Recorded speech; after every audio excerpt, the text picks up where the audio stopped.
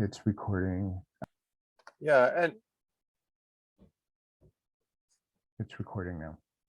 and I'm thinking, Stefan, that in a couple of minutes we can start going into the small groups, because I'll still be in the main room, and when people can come in, I can route them into your room sense. or Edna's room, That makes sense. and they can just join in. But instead of just sitting around, at least the folks who are here can get started. Okay. And we can begin our conversations. And also let the new folks, introduce themselves a little bit instead of just all sitting around. Does that make sense to you? Sure. That makes All sense. right, so let me So I'll load just, the slide. yeah, I just put the slide up, and And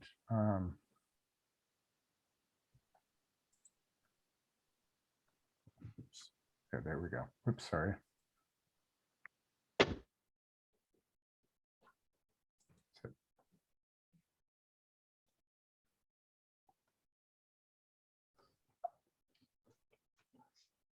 I'm going to stop sharing it because it's artificially magnified.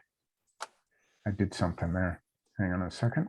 yeah, I mean, you don't, yeah, okay. Well, it's okay. So we're doing a couple of things on our end. Tom is doing something that normally we have Nika doing, but she's not well today. So Tom is scrambling, trying to figure out how to do it. So thanks, Tom, for doing it. And while he's doing that, let me just welcome you guys to class number 2 of 4 on how to innovate your business. And we're going to be going through a lot today. But let's, sorry, let me, there we go. Let's welcome the new people. We have a couple of new people. We already introduced Tashia and Brian. Hey, guys, I'm sorry. My name is pronounced Tashay. Tishay, okay, thanks. Okay. Tishay, all right, thanks. So, and there's might be some other people that were not here last week that wanted to be here last week. And we are going to, today is, we're going to be going into the breakout in a moment. And what we're going to be doing there is what you guys were working on this past week, because I know we're all really curious. I'm really curious about how your box is shaping up. And then we're going to come back into the main room, and we're going to quickly go into some major areas of innovation: sustainability, diversity and inclusion, and product or service are going to be the 3 areas. So do you want to go into the breakouts, Tom? Are we ready to go? You know what? I'm not able, while you're sharing, I can't Oh, do much with the breakout rooms. So Okay. why don't you stop the sharing, and then I'll send people into the breakout rooms. okay. I need to do one more move with the breakout rooms. Let me just make some final assignments. I need to put yeah, Susan in with you, and we're good. All right, so why don't you say a couple of words about what we're going to do, Stefan? Don't put the slide up, just say it, and then we'll go into the rooms. Good. Okay, so in the breakout rooms, what we're going to be doing is I'm going to kind of, we're going to follow Edna's, what she did in her room last week, which is because there's we want to make sure everybody stays on point. We're going to have you in the chat box and in the order that you're going to be presenting. And when we go into the breakout, we'll tell you, okay, Susie Q goes first, then Fred, and blah, blah, blah. We'll tell you what order it's going to be in.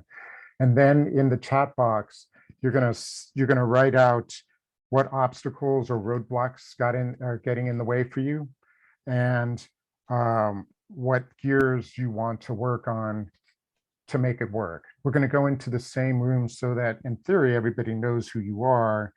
And if we don't, we'll say, okay, Susie Q, so what is your business model again? So we all are clear on what you're doing. We're going to do that 4 minutes apiece each, and then we're going to rotate. And we're doing this for 25 minutes. Tom? Right, yeah, so Yeah. it'll be somewhere between 10:30 and 10:35. Okay, And I've got one more person to put into your room. Okay, oh, Okay. we got two, okay, great. All right.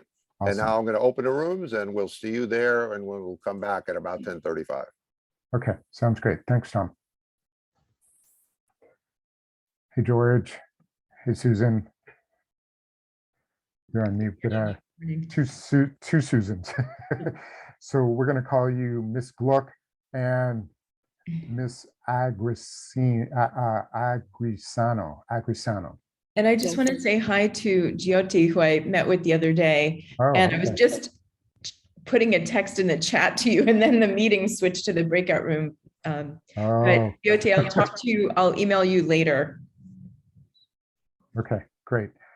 Thank you. Thank you, Susan. Thanks. And we're going to have other people joining us, as you guys know. And George, I don't have your email address for some stupid reason. So in the chat box, if you can give it to me, and I will make sure, because we've been reminding people, we've been giving them the link, and I was like, man, I hope George is on top of it. And he shows up today because, all right. So since there's 3 of you guys, and Susan is kind of, I'm going to lean on you guys all, and particularly on Susan Gluck, that is, to jump in with you guys. Since we have 3, why don't we start with George, then go to Jyoti, and then Susan Agrisano. That's correct. Okay, great. Okay, so in the chat box, got it. Thanks, George. I got your email address. So George, since you're first, the things that I want to know are 1 sentence about what your business is, and then the obstacles or roadblocks, and what gears do you think you need to shift? And I'm going to load the slides in a second, but I want to capture your email first.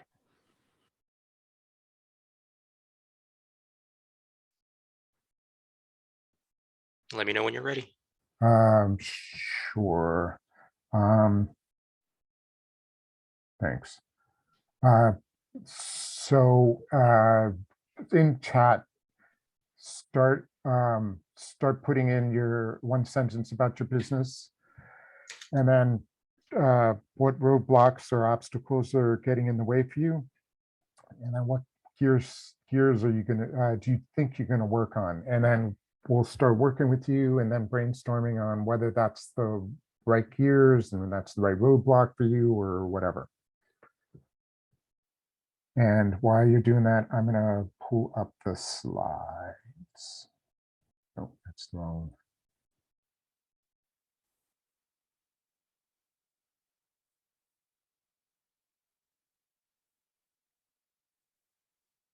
There, you guys can see that, right?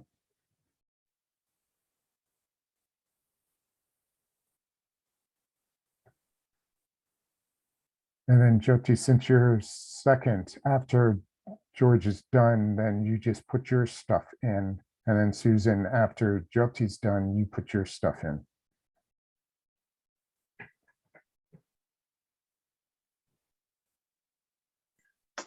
Put your stuff in, like, I couldn't get that. So just 1 sentence about you and your business to refresh everybody. Oh yeah, that's right. That's what Jyoti You does. want me to type it here? Okay. After George is done. George, are you done? Yeah. Yeah, I typed a sentence, a Yeah. roadblock, and then what was the third item? The third item is what gears are you going to be shifting, or are you going to be focusing on? And then when Jyoti, when George is done, then you can do the same thing. 1 sentence about what you do and then what roadblock or what's getting in the way of you, the number one roadblock that's getting in the way for you, and then what gears do you think you need to shift or change to address it. And then we're going to go brainstorm with you on that.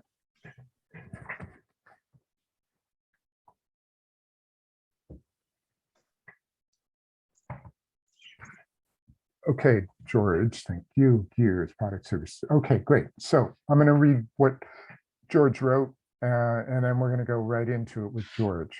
So George, what you currently do is you do tech and data consulting for conferences, events, and associations. You're a tech guy. And your roadblock is deciding the best path to the next stage of growth. And I just want to, because I wrote a bunch of notes for you. Oh, yeah. Oh, yeah. Yeah, okay, fine. That's matching up. Okay, and the only other thing is you're pretty good at dating and consulting.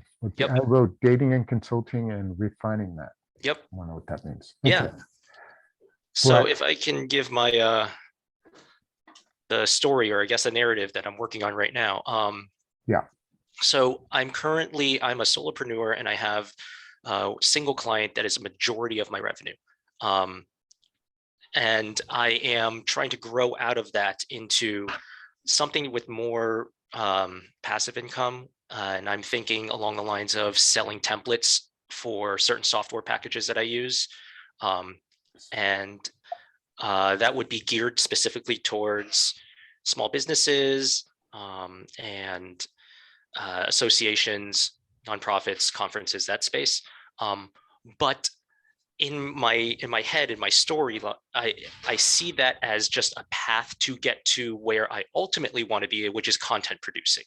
I see a place where between my wife and I, we have a lot of knowledge in the tech, in the comms space.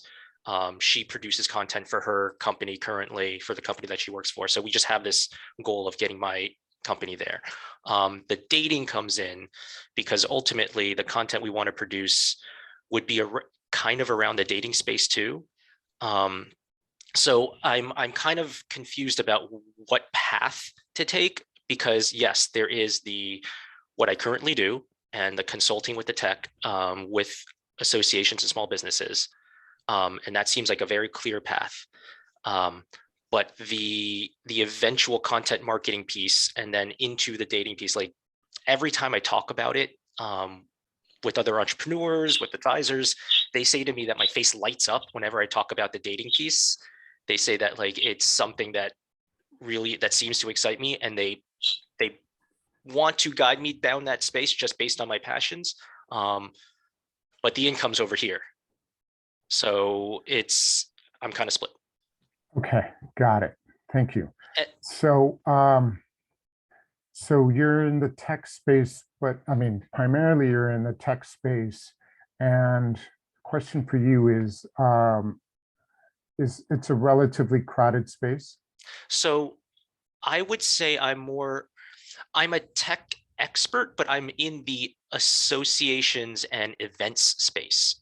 So my degree is in event management. I've been on boards of directors with different associations related to event management and related to conferences. I just happen to be the tech guy. Got it. So it's not that you do tech per se. I mean, you know it and you do it. I do in it. the background. Right. But you're really about putting events together. So what is it about events that you do? So I used to be on site. I used to do on-site management, things like that. But I have a failed startup under my belt. I have some coding from college under my belt. So I have enough knowledge about tech that I started working on membership databases for associations, building apps for conferences, building websites out for conferences, building registration systems for conferences. So I ended up doing a lot of tech for events and associations. Got it. So the logistics for events. Yes.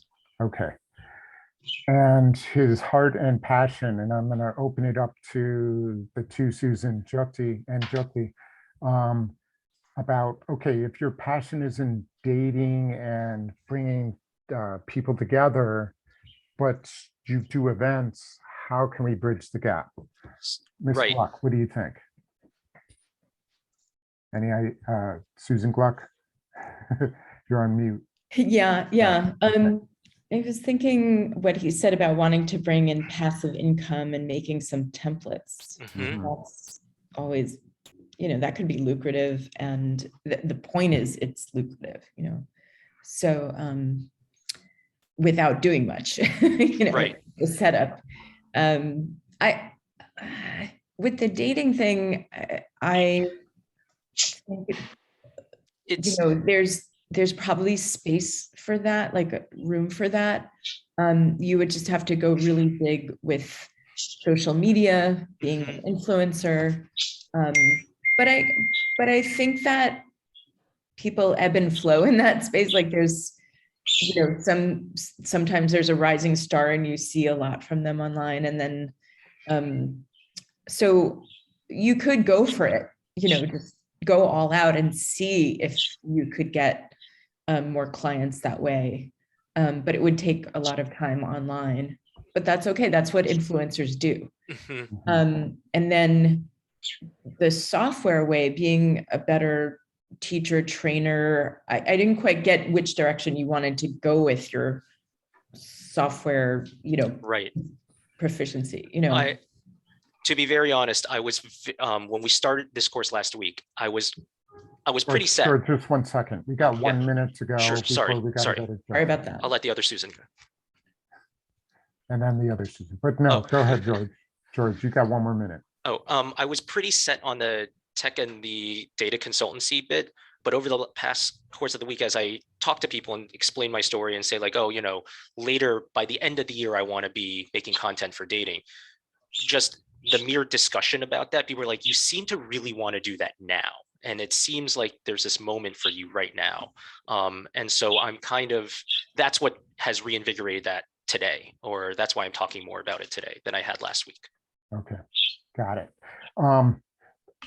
So my experience is there's a bunch of people in the event space, and they're like you are kind of like, oh shit, man, what are we going to do now that COVID's here? How are we going to? So have you explored looking at events for dating? Yes. And that, yes, I've explored it. But that was a long time ago. And I'm trying to focus more on, if I'm doing dating stuff, thinking about passive income, thinking about like content creation. I'm thinking about ad sales and just doing interviews on YouTube, for example. I feel like that there's a space for that. And there's, if the traction hits. Much more beyond that would be potentially partnering with large dating companies and saying, hey, I can help you with the tech, or I can help you tighten up your events, and these guys are all jonesing for and trying to figure out what the hell am I going to do now that COVID's here and we still are a dating app. What are we going to do? And here comes George with a way to potentially bring it all together, online events or something. I think then you would have to go with the smaller, more fringe dating companies, because the large ones are run by large companies. From my understanding. And I was going to say, there's also like Eventbrite, if you want to get known that way. So I'm not sure, do you want to come from the back end, or do you want to be a dating pro? Like, do you want to help dating companies, or do you want to be the one to be seen as like a matchmaking dating guru? In my vision, the guru first, and then come from the back end in like a year or two's time and offer like a more, the idea is, build a tech product for other matchmakers. Okay. Or for, or for people in the dating space, like a template to manage their matchmaking service, whatever, something like that. I don't want to compete with them. Make sure we have to jump. SBDCs, I just want to say, do some research. We have free research librarians, and you've got to do some research, Yep. like what's available, what are these smaller companies that might need your support, because Yeah, that's great. That's it'll be a great. difficult opportunity to, talk to them and say, I can do this for you. And to switch gears from being like someone who matchmakes and has been talking about that to saying, now I can do like your programming and like create innovative products for you. Yeah. It's So possible. I'm sorry, It is we gotta jump, possible. we gotta move Okay, on. sure. Jyoti, I'm gonna read what you wrote. Hi, Wiz. During your trip to India, you wrote a fair amount, so I'm gonna just kind of pull out some things here as best as I can. And I just want to say, Jyoti hasn't told me in the back channel that she has an important meeting in a few minutes. Sorry, 10:30. So we'll do this quickly. Okay, so Thank you, Susan. when do you have to jump off, Jyoti? 10:30, and I'll be back after 11:15. Okay, great. So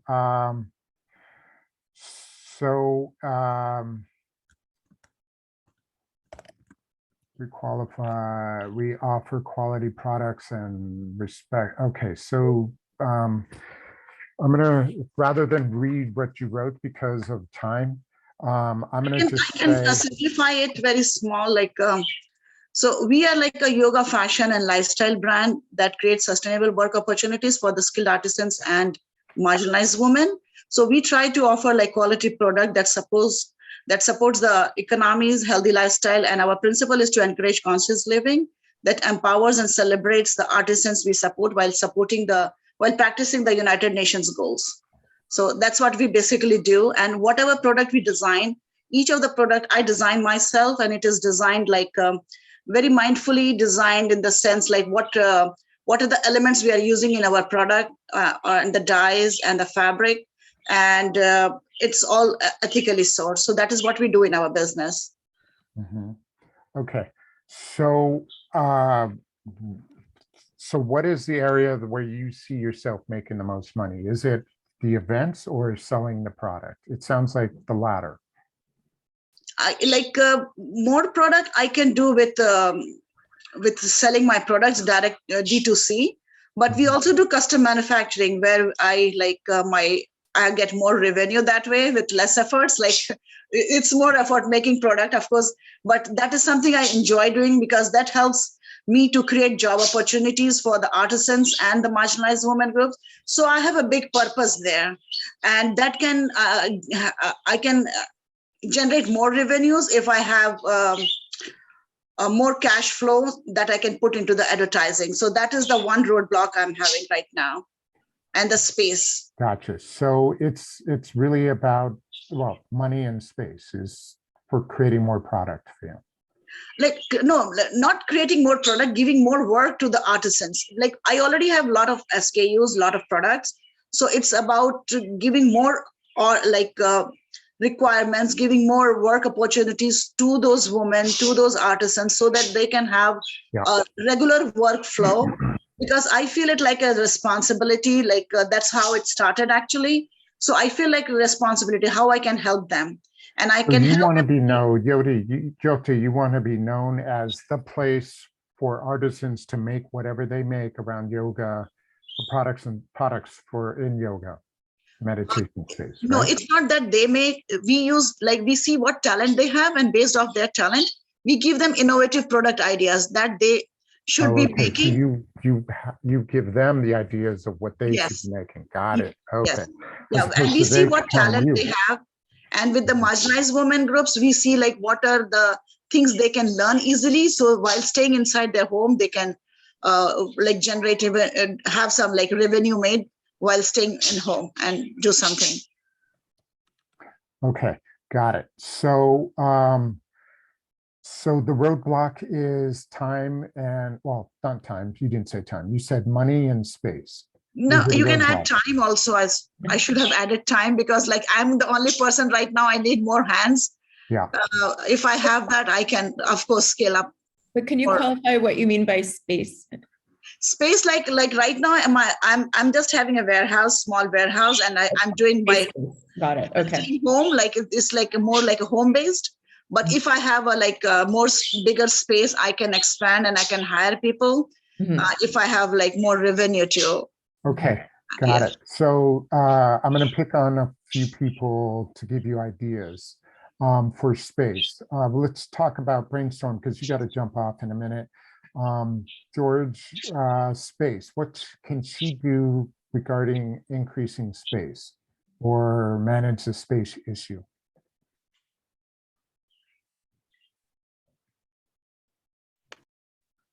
You're asking me as far as how she can manage Yeah. space. Yeah, or how can she manage the roadblock of lack of space for her business? And Ms. Agrisano, same with you. If you have ideas, throw them out. Everybody throw them out. Okay. She's So got I something. have a question, Yoti. What do you have right now for space? Where's your Right yeah, right now we use our small warehouse where we stock all our products. We are mostly into wholesale, and when we do custom manufacturing, we don't stock those products. That is from the manufacturing, it directly goes to the customer's warehouse. When we talk about custom manufacturing, but for wholesale, we have to stock those products. And so that is just we have a limited space right now. Jyoti, could you deal with a fulfillment center that could take it sort of like it goes to the wholesale customer's warehouse? Yeah. Go to a fulfillment center that then sends it out to your e-commerce clients. Yeah. So or is that too expensive? Yeah, it is expensive because there's so much of products, and we have more than 200 SKUs, and it's very difficult to set everything because customer, they don't order just one product, it's multiple products. So it becomes very challenging if we happen to send all of the products to a fulfillment center. So it's very it's not possible that way, because we are but the one way we can get more revenue is if we have more cash flow that we can put on advertisement. That way we can do direct to customer, because we get when we are doing wholesale, it's usually half of the price. Suppose if any product is for $50, for wholesale it's 25. And if we are when we are selling on different marketplace. Well, 1 second, Jyoti, I'm going to interrupt you. I'm sorry. Okay, 1 second. Because you have to jump off, and we're going to start up with Susan when we get kicked into the main room. I don't know when that happens, but I just want to make sure we understand your business model. You create products. Yes. You have ideas for products, but then you give it to the artisans to make them for you to sell to whomever you sell them to. Yes. Got Yes, it. an online store. Yeah. And online store. So online store, yoga studios, boutique. Jyoti, So it's brick and mortar and online. gotcha. So Jyoti, can you have these artisans work from their own homes? Yes. Okay. In another country. In Yeah. a country or wherever they are. You don't have to bring them to your warehouse.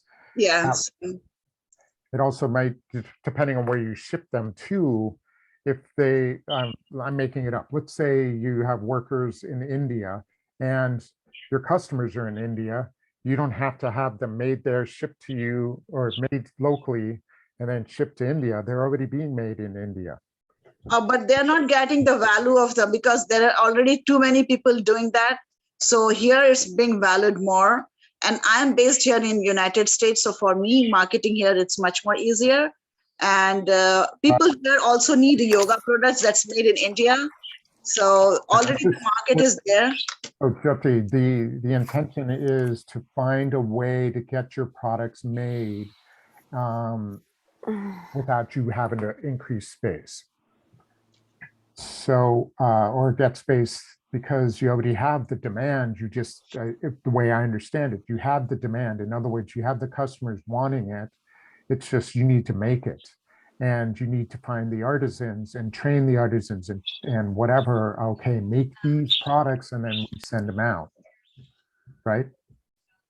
I'm sorry, actually, I'm sorry. We can discuss this further. I don't think that there's an answer in this moment. This one, this meeting is very important. I was been selected actually for this one. there was a lot of competition, so I have to go. Gotta go. I'll be back Okay. in Okay. 11:15. Bye, Sorry, Yoti.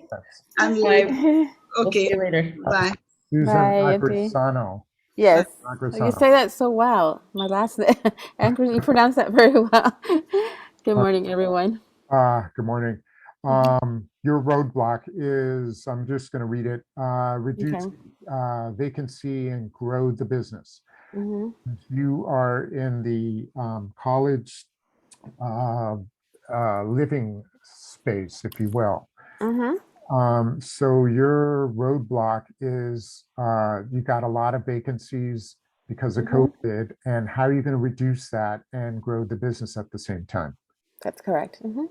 Okay, got it. So what do you guys think?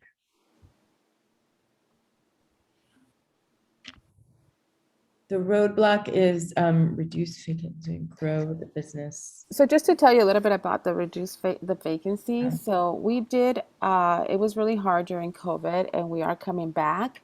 However, we have still not completely, we're not completely back.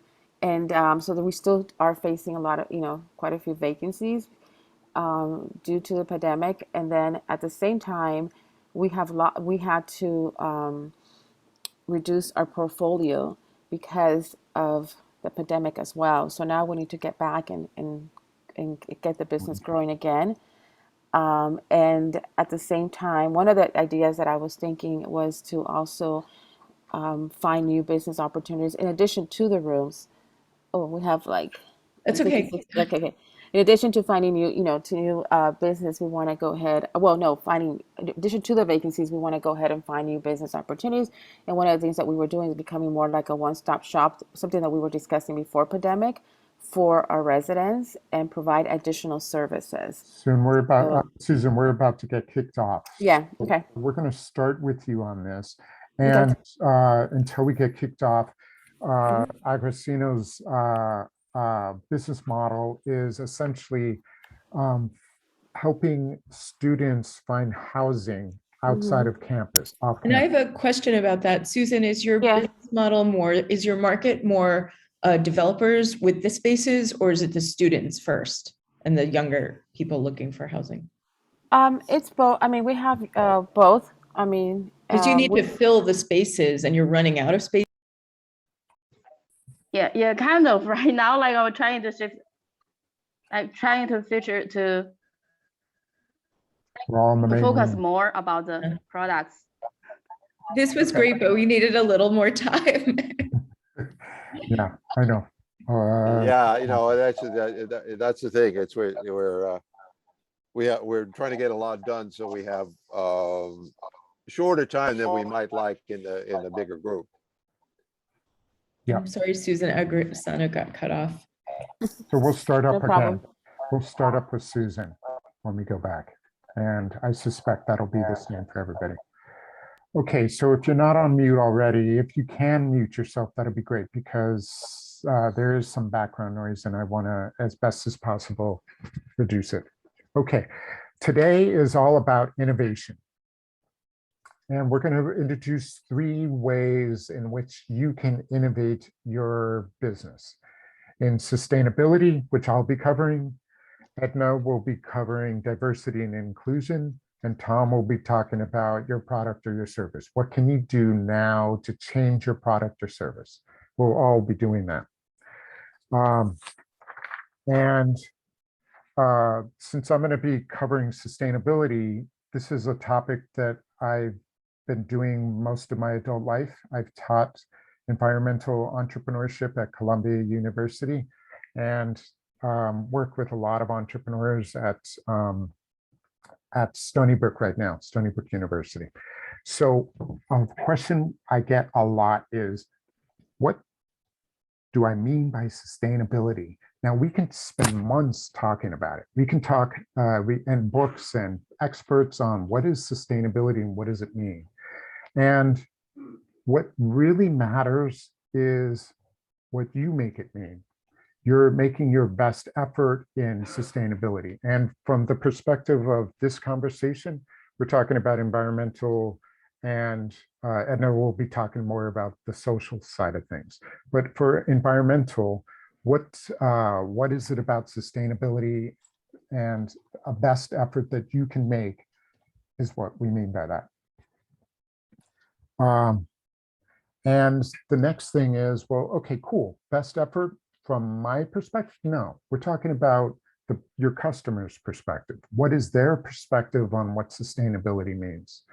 So if they think X, then you need to make sure you do that.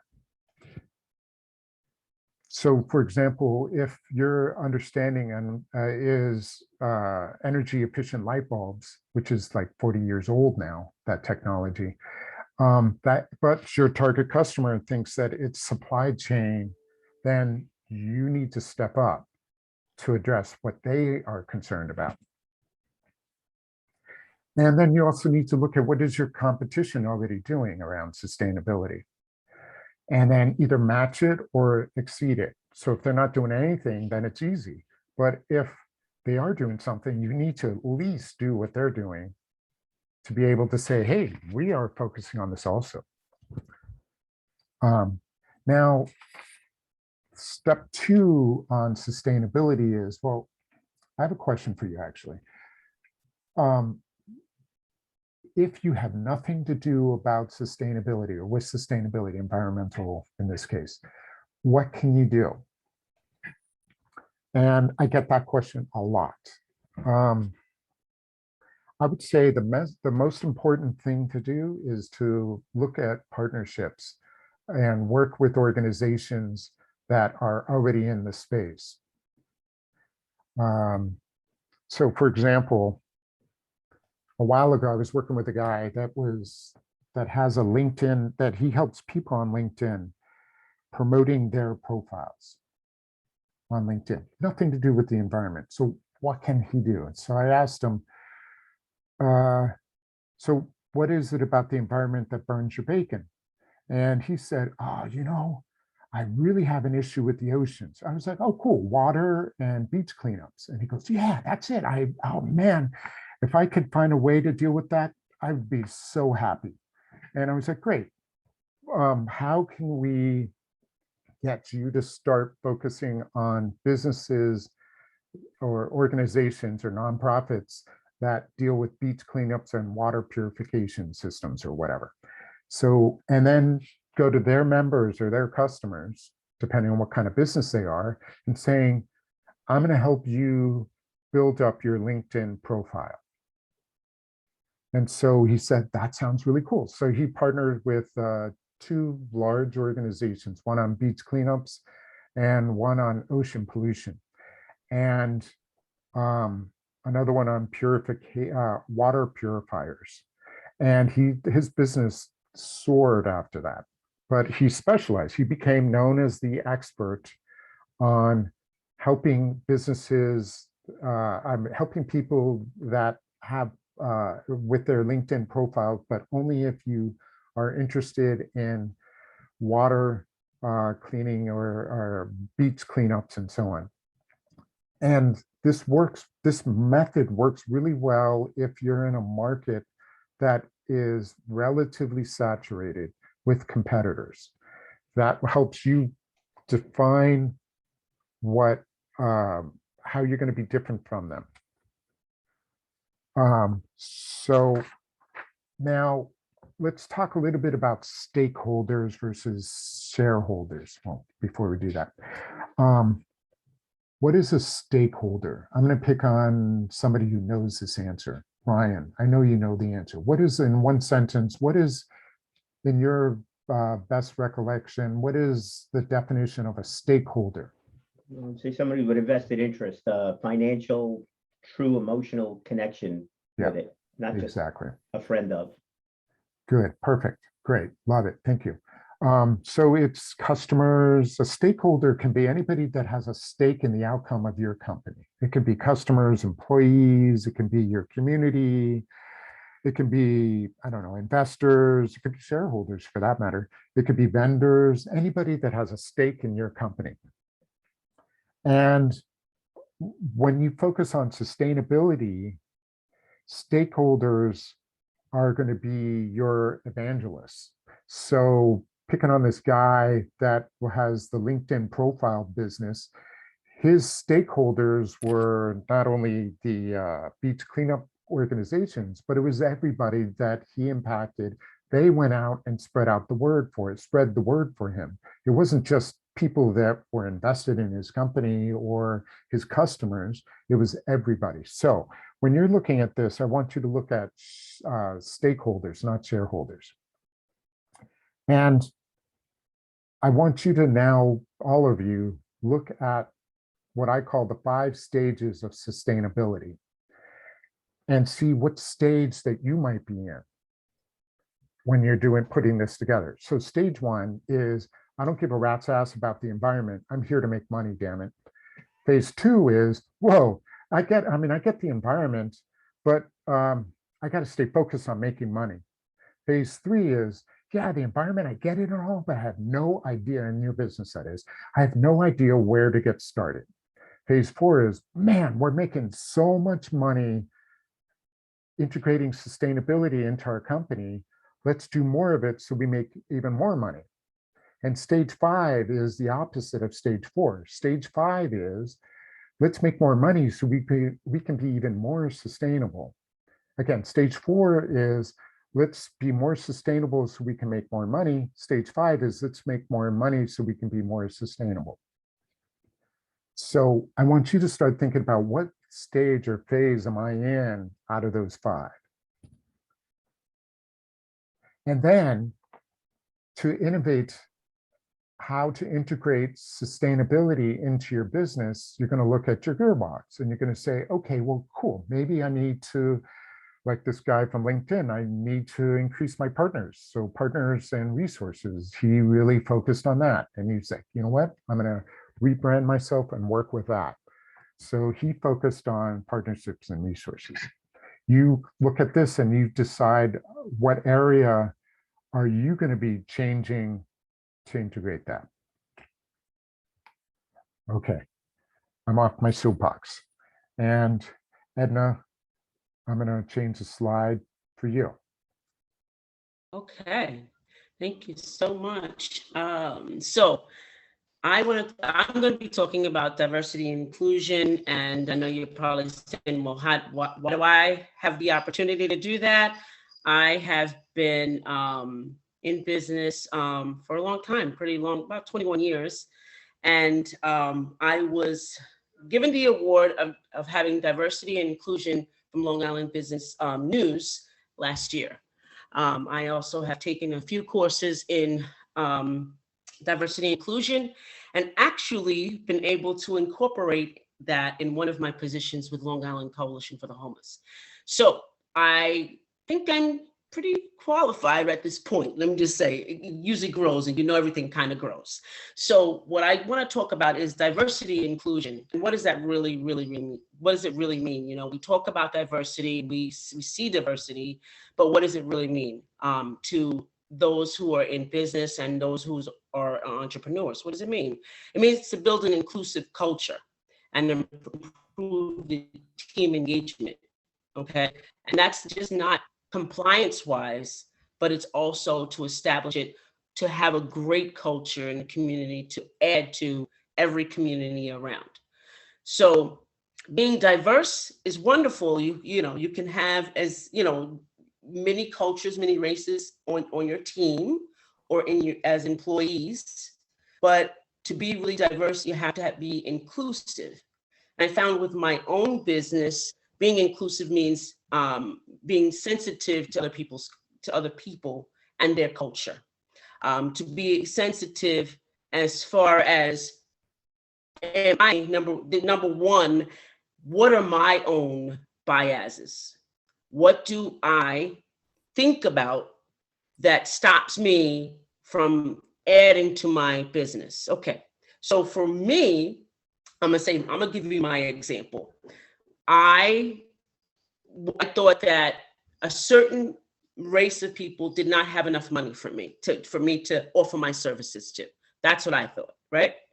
That stopped me from involving them at another level, another stream of income, which could be grants, but I didn't service them because I had that idea in my head. That was my unconscious bias. So what did I have to do? Get rid of that, right? I had to work on that for myself, because unconscious biases stop us from reaching the levels we need to reach, to really go outside of ourselves and be able to be sensitive and create the money that we want, right? So be aware of your own unconscious biases. The second thing I kind of instituted is surveys. And so instead of me collecting data, right, I asked those that I worked with surveys on what I was, doing. What could I add to it, to what I was doing to make things better for them or more comfortable, or what didn't they like? See, we don't ask those questions because we don't want to hear the answers. We don't want to adjust where we are. So creating a survey every time you have a client, and getting their feedback, and have I been sensitive to you? Those type of things. Create a survey so that can happen. The third is to acknowledge holidays of cultures.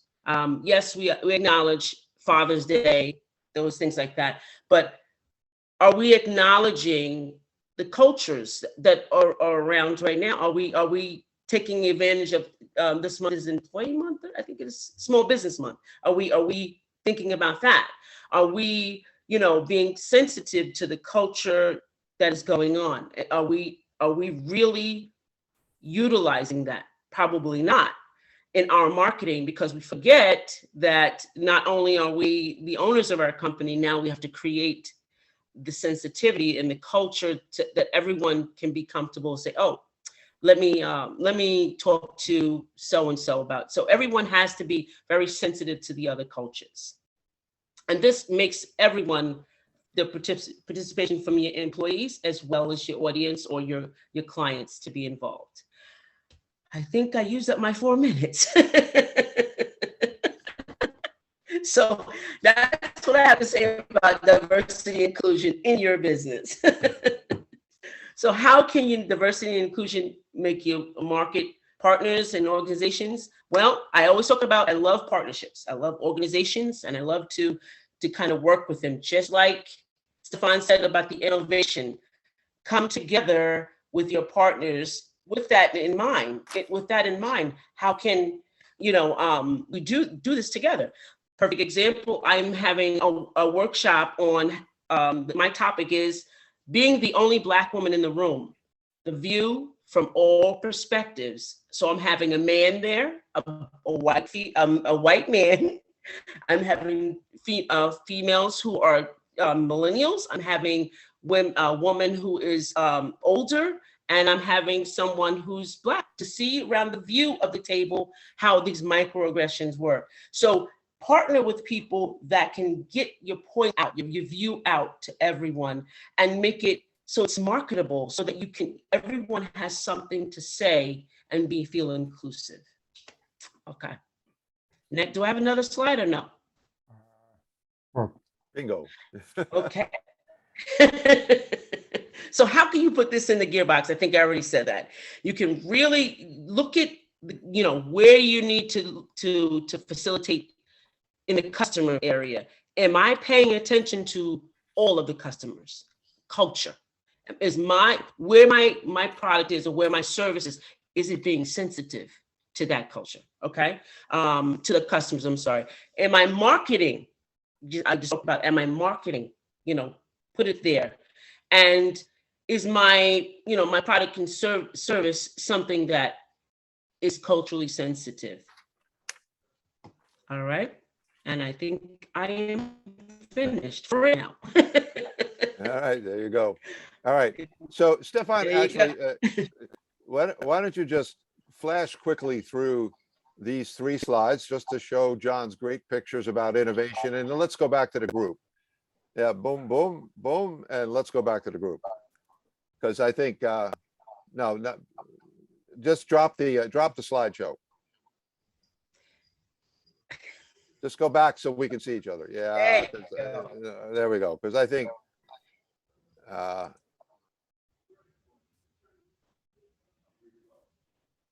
right, so I want to look at the gallery of everybody. All right, so I'm going to talk about innovation, and take yourselves off mute if you like, because I want to ask a couple of questions. First of all, we asked the question, what is innovation? So what is innovation? Someone give me an answer. You can raise your hand, or you can just tell me what do you think innovation is? Yeah, George. Oh, I wasn't ready to answer. Oh, you weren't. I thought you were raising your hand. Yeah. All right. Someone else then. Yeah, Tom.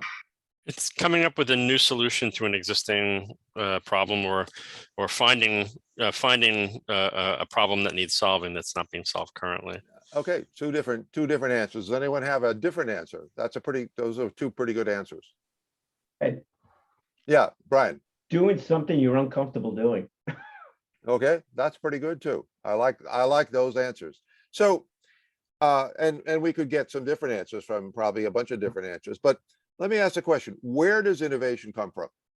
Where do you think innovation comes from? Oh, sorry. I was thinking maybe finding a solution to an existing problem. Okay. Anyone else for where does innovation come from? From the change of your mind. Okay. Anyone else? I think it comes from working on something that currently exists and trying to refine it. Okay. Constantly reworking it over and over until you come up with the aha. All right. Good. I think innovation comes from just like your ideas and your imagination as far as like how you want to solve or create a problem, because that the innovation could be something that doesn't even exist right now. So you have to be able to see that and what that is. Right. All great answers. No. So I spent 22 years of my life at MIT. So I was around innovation for an awful long time. And a lot of people say, well, innovation is based on technology. It's not really, although technology, plays a role, and sometimes technology results from innovation.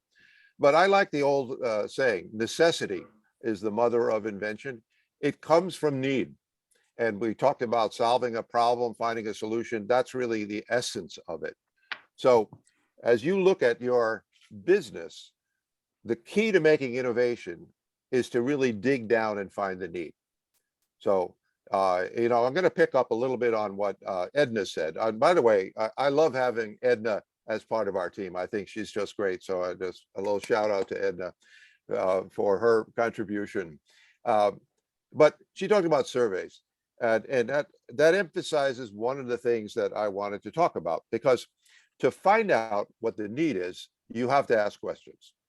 And having spent a lot of time at MIT, and I was playing a role as the interface between MIT and industry. It was a big job.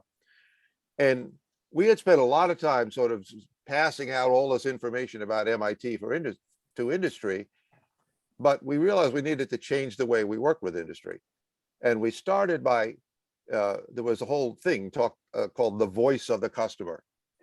And it was literally creating a set of questions. And some of them were pretty straightforward, simple questions, but you had to ask the right people a bunch of simple questions, and you find out what they really want.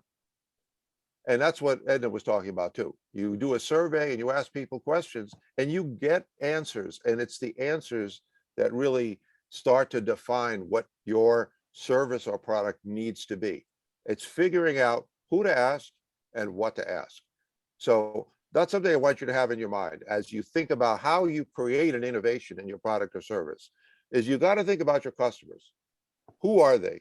And I mentioned in our small group, you even go so far as to give them names. Think about who is your ideal customer and what do they need? Whether it's at a certain point of their life or it's a certain, you just figure out what your segment is. What is it that they need now? And we've seen a lot of change in customers over the last few years. So COVID changed everyone's life. Several people here in the education business. So people consume education in a very different way now. So the needs have changed. The desires have changed also. The needs have changed. And people are in different kinds of pain now. So we're all trying to solve a pain. A lot of when people are going for funding in the small business world, it's like, well, whose pain are you resolving? And that's a key part of the question of innovation. Whose pain are you solving? You have to solve someone's pain. So you got to talk to customers, and then other elements that people brought up. You have to work at it.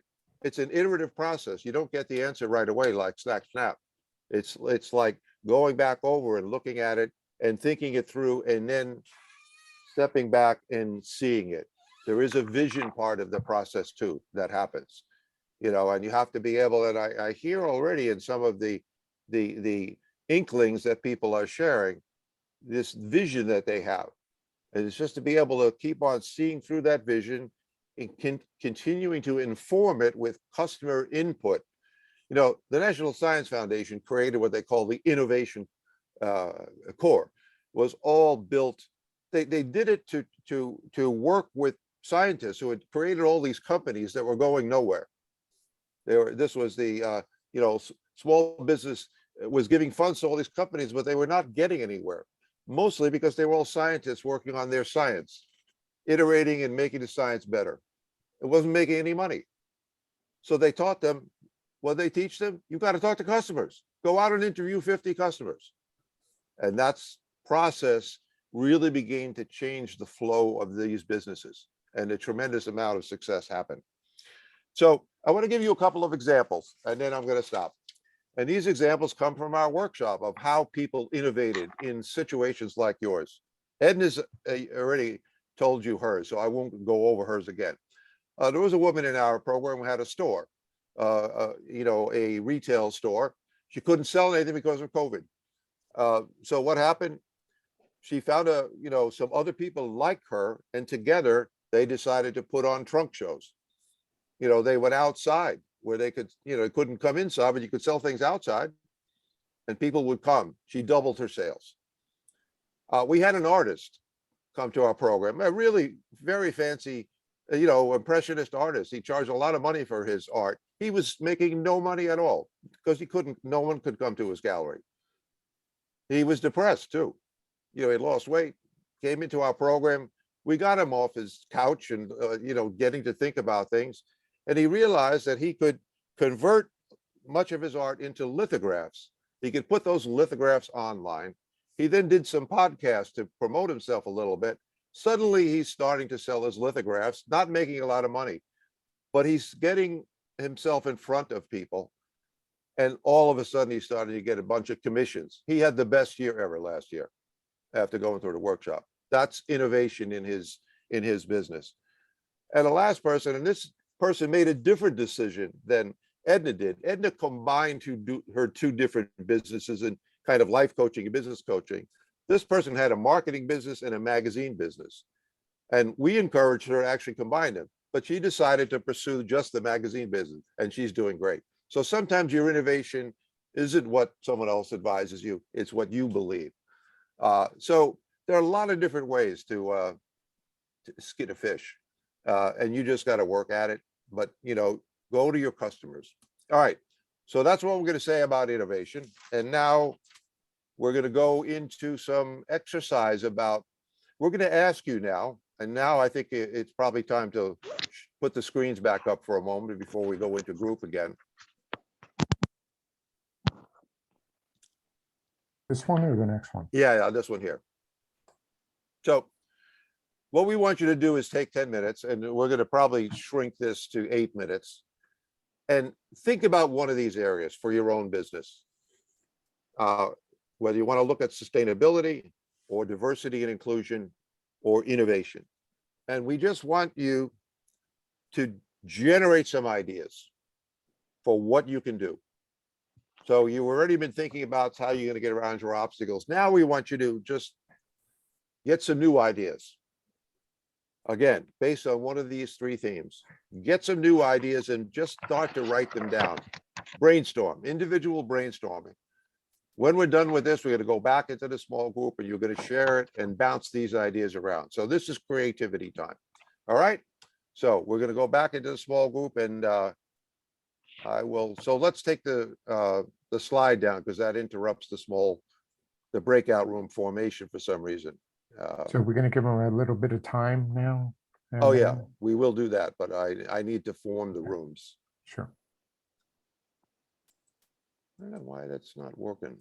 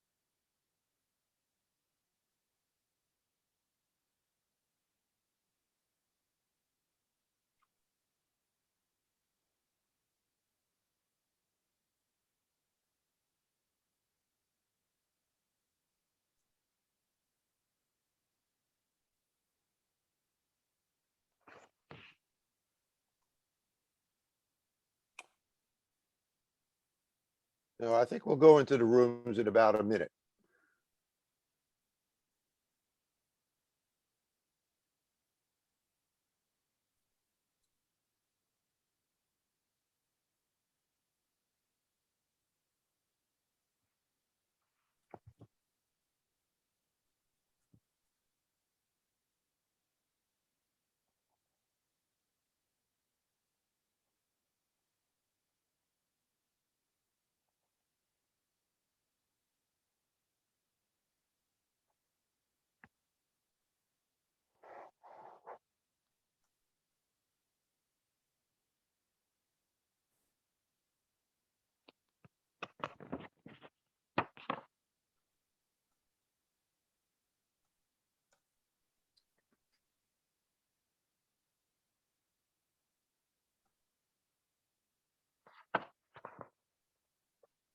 All right, I'll open the rooms, and so head in when you're ready to go. Hey, Susan. Hey, George. Hi. We're going to start with the other Susan. There we are. And then we'll go to George, and Wiss is with us, but he's just in listen only mode. I guess he's on the road. So Susan, I'm gonna and Grisano, I'm gonna put you on the spot here because we left off on you. Did you get some ideas on how you're going to innovate your business? Yeah, I think one of the things that we need to get back on doing, it's something that we started doing, but I think we definitely can benefit really good from, is partnering up with, like, you know, the universities, different and different schools in the areas, like School of Languages and career schools, and different and as well as different organizations as well, like nonprofit organizations. One of the companies that we started doing business right before the pandemic was with the Veterans Association, and they actually we did get some referrals from them for, they were looking for housing for some of the military, the people that were in the military, that were just coming out of the military and were looking for a place to stay while they were going to school. So we helped them with that. So I think that would be one good way to start. It would be really good to do that. Yeah. Also, one of the other things is also something that we haven't done, but something that we thought about doing before the pandemic was joining, like I said, partnering up with the university, but also being part of, like, their say for their, like, schools orientation day, or parents, when they go visit the campus and stuff like that, and having like a booth or something, so we can have not only a social, because we do have a pretty strong social media presence, but also being there in person. I think it does help the students, but also the parents. And the last thing I think is also our international customers as well, reaching out to more of our international. We do have a pretty big presence in the Asian community, but as far as the European, they come to us, but we're not actually out. We're not really putting ourselves out there, and don't have really like a way to do it. So we have to develop a system. Okay, so to put it on the table, going back to what you do, and then how can you innovate from there? So what you do is you offer space, living space for students at schools in the US. Am I getting that right? Yes, that's correct. Okay. Therefore, what target customer, if you're going to innovate in, what do you guys, I'm going to ask you, Susan Acquisano, to not say anything, and let's just brainstorm on some ideas on what she can do to innovate. What do you guys think? George, Susan, and Jyoti just texted that she's going to join us in a few minutes.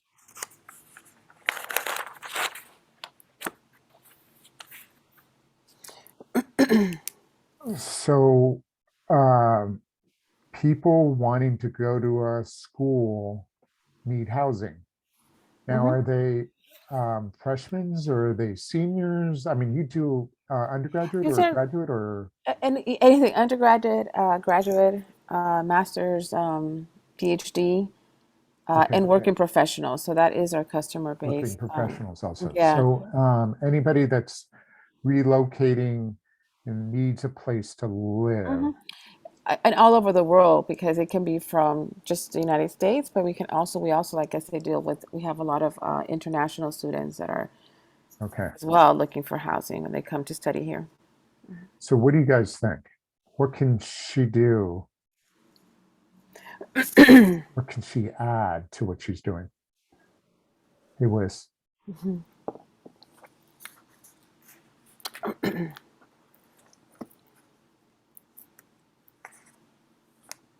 I'm kind of confused on the business model, in that is your main So do you have housing that you're trying to fill, or do you have an abundance of people that you're looking for housing for? Which comes first? I agree. I was trying to understand that. Okay, so we're housing providers. We have the house, we have the houses, we have the apartments, and we're co-living. So we rent the houses by either we could do a whole like an apartment, a whole apartment, or we can rent it by the apartment, or we can do it by room. So we do both. Yeah, we do both. So yeah, so we provide the actual housing. Okay, so So it's finding the students more. Yeah, it's basically that's what it is, finding the students. Yes. Okay. So the deal flow is you've got the housing, but you don't have the people living in them. Is that what you're saying? Okay. Yeah. So we do have some vacancies. So and they that's what have we're trying to vacancies. fulfill. Okay, Susan. All right. So I just want everybody else to throw some ideas out. So if she has enough places for them to live, but she just needs people, where can she get these people that are coming to that location for the first time? And just a quick question, Susan, you mentioned a cohort that you did try to reach out to. Was it a women's group or something? I forget. You stated it. The veterans? The veterans? Oh, veterans. Okay. Yeah. Yes, I was a nonprofit veterans, and what they had is that organization is looking for housing for their the people that have just come out of the military and are going back to school. Is that a right fit for you guys? You know, it's sort of like we've had some good ones, and we've had a few that are not, doesn't really meet our business because they model. might be looking for family quarters, not like single sort of roommate situation. The ones that are, the ones that are single, if it's just fine, and they're looking for, they have the right roommates. But like I said, it's more so on the their needs, and I think that we're not, they have special, some of them have special needs, and we're not able to meet that. And so it has been a good fit when someone likes the community, is able to get along with the roommates. It's convenient, it's close to the school, it is very affordable. We try to keep our rates really affordable. So your business model is roommates, having not just a space, but you're going to be living with other people. Of course. In some cases, yeah, we have both. We have that platform, which is, you can find, we match you with a roommate, or you can actually get your own unit, Because so you can get your own unit. Okay. Yeah. Gotcha. So what do you guys think? Go ahead, George. If it sounds to me like it's essentially a broker model. And that sounds super geographic specific. So depending on where the abundance of supply is, like if let's say there's a major company hiring within that town, or I feel it depends on, what each town or each area's needs are. But I feel like I hear a lot about housing shortages out there, and so I feel like the audience is there. It's just connecting with them. What types of places are you in? Like areas, you mean? Like what? Yeah, like major cities or? Yeah, major cities close to universities is one of. That's how our business model started with.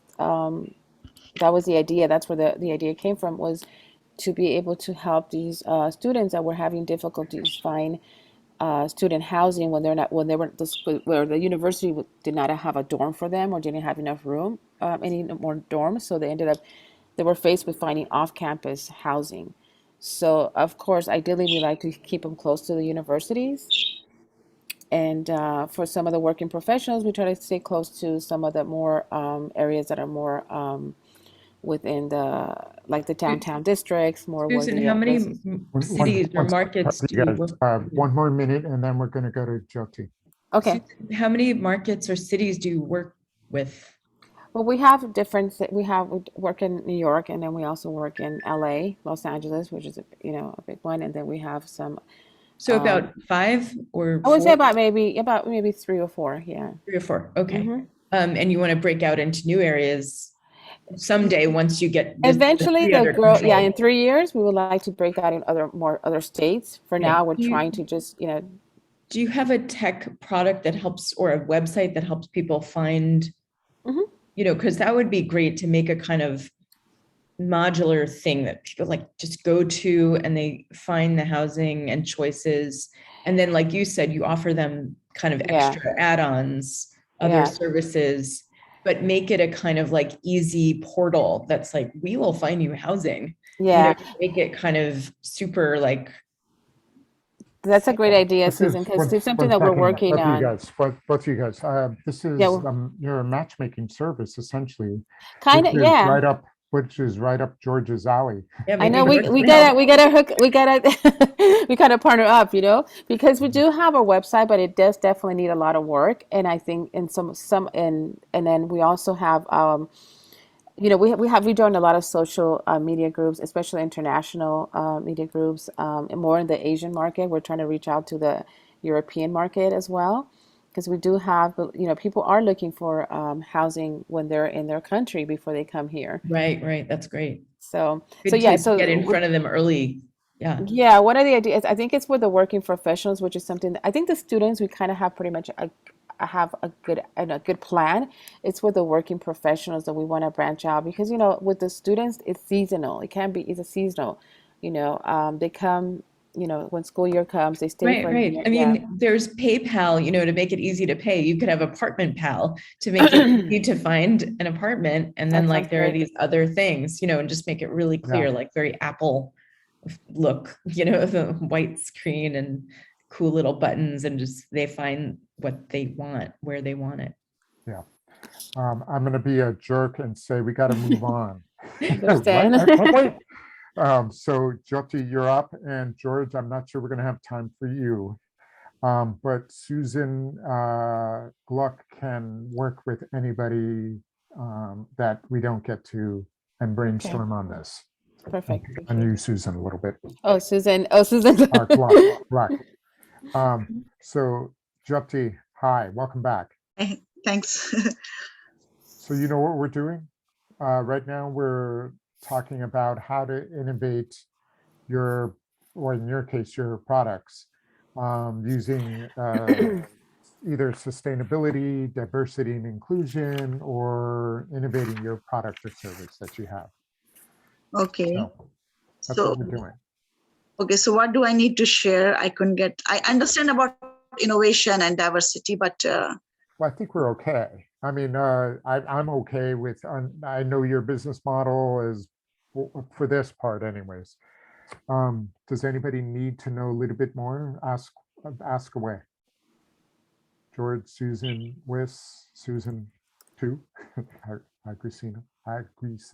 I've met with Jyoti offline as a business advisor now, so I know a little bit more about her challenges. Okay, so George Agrisano, how about you? I was just curious if 200 of the 200 SKUs, based on like the space issue, what do you sell all 200 SKUs, or are some of them just sitting around? No, we happen to sell. Some of them are sitting around, yes, because like when we designed, that was the mistake we did initially when we came up with doing yoga props. We made a lot of bags, so many of them are really good sellers, but some of the design didn't click, so that is still sitting down. But so that is eating the space. So initially when we did, where we were doing bulky items like bolsters and things like that. So that was the initial thing. And we learned from our mistake that what we have to do is compete with other market. So gradually we are coming to seeing the space constraint. We happen to not doing too much of the bolsters because it's bulky, and the price point and the profitability ratio that we get from that, it's not enough. So we are doing more of the items that's more upscale in the sense like scarves. We are doing eye pillows. The reason we are doing eye pillows and scrunchies, small items, is my main vision and interest is how I can create more work opportunities for the artisans and for the marginalized women. So with the marginalized women, it's important then because they don't have the talent, they have to learn the basic skills.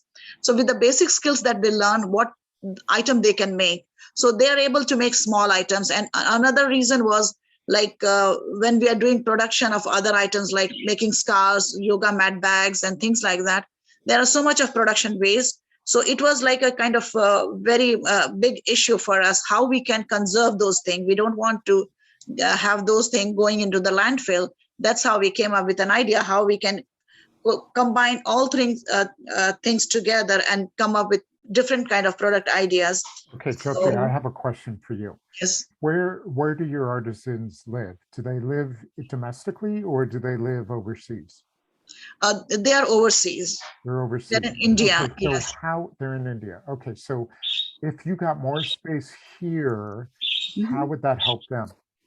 It will help them that if I have more space and revenue, like if I have more money, to be honest, then I can give them more work. I can place more order, more frequent. Space. It's not that you need space, you need more money.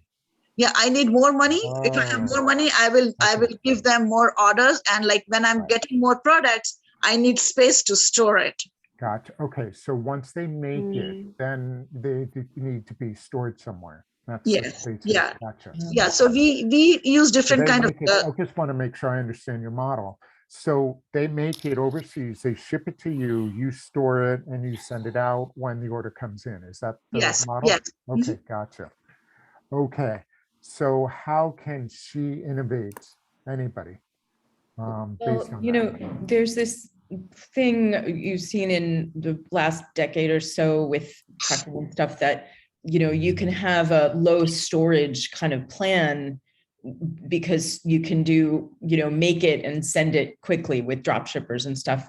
But with Jyoti, because they're in India, you can't really do that. You have to send over a bunch at once. Yes. And she does have to store it here. I mean, if you could find some place in your community where there's like a low cost, you know, storage place where you could maybe have a production facility and have less expensive labor helping you pack it and put it out there, kind of making your own mock fulfillment center. Maybe that's a possibility. I mean, I know there are sometimes low cost, you know, buildings with low cost rooms and stuff, you know. Yeah, so that is the challenge. And like most importantly, the cash flow that we need. So that's why we were looking for, like, if we happen to get some grant, that will help us to use those money in having some, add more team to our business. And this way we can, and also to put money on the advertisements. Gotcha. So it's, for you, it's a cash play. It's a money play. Yes, okay. Mostly. But I advise. One second, Susan. Oh, sorry. That's right. So I just need to understand the model. So with more money, you can then use it to order more because the demand is there, or you want to use that money for marketing to get the word out there about your artisans, or what would you use? Yeah, like there are various factors, and most importantly is to advertisement. More importantly is having more space here. Yes, because and to pay for warehousing. Yes, pay for warehousing. So that is the main constraint that we are not able to move forward with scaling up. With more money, you would just tell these artisans overseas to make more, have it shipped, and you would store it. Yeah. Okay, but you said advertising, so which is marketing. So how would you get the word out there about your inventory that you now have physically in the United States? So right now, like we are on different marketplace, like we are on like Wayfair. So through our website, we have our website is omsutra.com. That is our e-commerce website. So that is the one way people get to know about us. And we also reach out to different yoga studios, like that. They are our core market segment. Okay. Yoga studios. And Jyoti, I have actually an idea. Have you thought about partnering up with some of the yoga studios, or also maybe even nonprofit organizations that can help you with, with the space that you're looking, and as well as some of the money or or reduce the Yeah, cost? yeah, I didn't reach out to anyone like as of now, like for the money, either the investor or bank or for grant. Now I'm looking for like this is the time I can really scale up and take it to the next level. We have good potential, and our products, people love the products. And regarding manufacturing or getting it made uh, and customizing it, we have those capabilities. We have very good strength in that. The only thing is like the cash flow need, so that we can put the money for advertisement, for marketing and space and team building. Yeah, because you do have a great organization. You're creating more jobs for, opportunities for women. So I think it's something that you can actually. There's a lot of organizations that work with, nonprofit that, Yeah, I would love to work like even here, like the way I'm creating the job opportunities in India. I can create the same kind of work opportunities and like job opportunities for the women out here. I have the market capability. I know the market, and market is huge. And I know how to tap it, how I can do that. But I have I need cash flow where I can employ someone to work along with me for the space and marketing. So those are the things that are my roadblocks. That's why I was looking for, okay, like now if I go for if I can, I get some grant, push my business high, and because the market we have, it's not only yoga studios, our market is big. Jyoti, we have 2 minutes, seeing from, okay, so Jyoti needs, I'm going to speak so everybody understands. You need money to increase, you have enough, you're not worried so much about getting the word out there. You're more concerned about storing it and employing these people and getting the product in from overseas. Yes? George, what do you think? It sounds like the bottleneck is money. And if the bottleneck is money, the two options it sounds like are. Okay, keep going. Yeah, it sounds like if the bottleneck is money, it sounds like the option is either grants or some sort of one-time infusion versus sales. And my question is, why is a one-time infusion something that is the goal as opposed to increased sales, which sound more sustainable? Because I'm not. No, it's not one-time inclusion. What I'm saying is, like, if I have that, I will have more team to ourselves, and we can use that money for advertisement, and we can go to direct to customers, because that's where the revenue is. Because when we are doing wholesale, our revenue gets cut down by half. We're about to go. We are direct to customer, but not huge. Yeah, you need to keep the inventory moving, and the ads will help that. Yeah. Yeah. So with wholesale, like our revenue, if something is for. We're about to go into the main room now. Yeah. Hank, not sure. Maybe not. No. I thought we were. I think someone, maybe Jyoti has a bird tweeting in the background. That is a little. Yeah. It just stopped. We can't.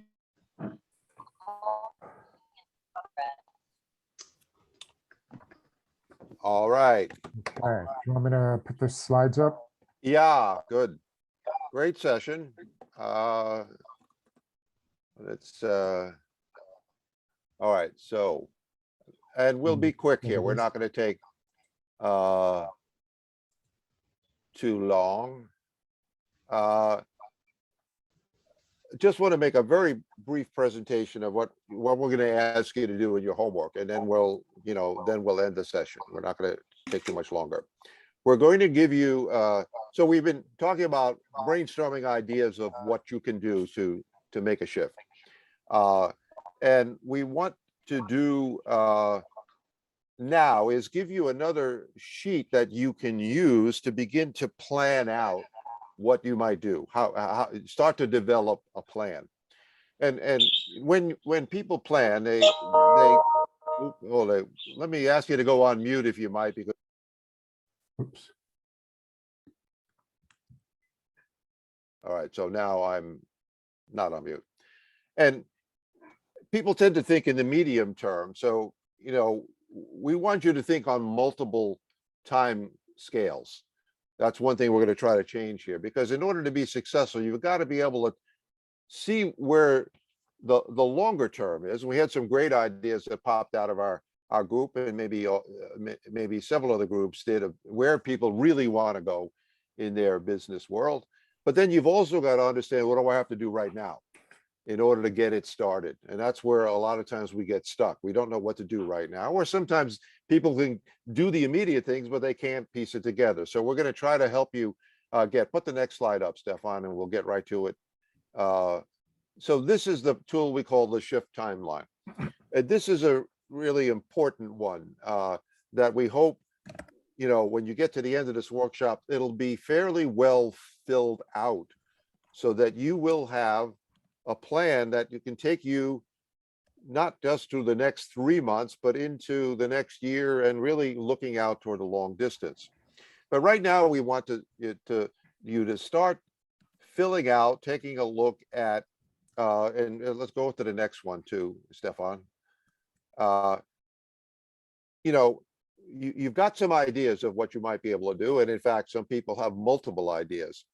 But we want you to pick one or at most two of these ideas, and think about what you might have to do on 3 time frames. One of them is, where could this idea lead in a year? So if you imagine yourself developing the library program that Marcia is going to do, where could this lead to over the next year? And what would you have to do in the next month and week to make it happen?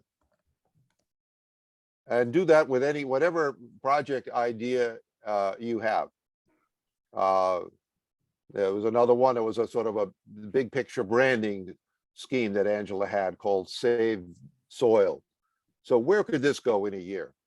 So be realistic. Think about what could I get done in a year, and then what do I have to do now, and what would have to be done in the next month. So obviously in the long run, you're going to try to fill out all of it, but for your homework, take on these next 3 pieces of time, and then come in next week and be prepared to talk about that. And that's where we'll begin the next session. So you can put it back to the big screen, Stefan, and let me just invite, especially Stefan or Edna, do you have any final comments you'd like to make? Or I don't know if there are any questions from the group. Sure, I just thank you, Tom. That's it. This is the creative part. This is where you say, okay, what am I going to innovate? And we're asking you that's put this together yourself to come up with something that's related, but slightly different. So it's kind of going to the chef and saying, how can you improve it? So we're asking you to improve your recipe.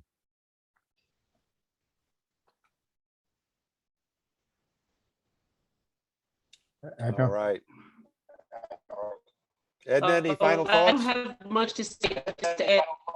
Just to add on to Stefan, think big. When you think about your week, your month, your year, think big. And go into now, what can I do now to make that pivot, and pivot what you're doing with those 3 thoughts in mind. Or if you pick one, make sure that you're pivoting in that direction so you could start moving. That's a very important thing, is to start moving. Okay. Thanks, Edna. Very good point, Edna. Thank you. All right. Are there any burning questions that anyone needs to ask? Otherwise, we'll let you be free for the day. All right. Good. Thanks for being with us today. we'll get the slides and the recording to you in the next 24 hours or so. Right. So you'll have it all. All right. Thanks, guys. Be well, everyone. Great session. Thank you very much. Thank you. Thank you. Bye. Thank you. Bye-bye. Thank Great you. to meet Bye. everyone. Have a good one. Thanks, Bye. Stephen. Bye. Breakout sessions. Bye-bye.